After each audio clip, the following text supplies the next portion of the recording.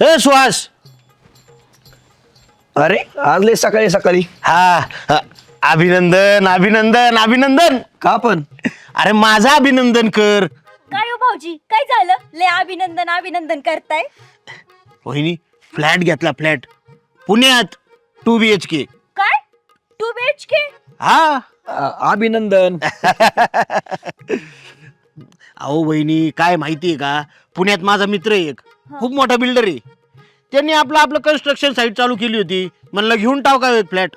एकदम स्वस्त रेट मध्ये दिला त्यांनी. लक्झरियस फ्लॅट आहे, लक्झरियस. बाई हा. विशी का काहीतरी यांच्याकडून फ्लॅट बीट घ्यायचं.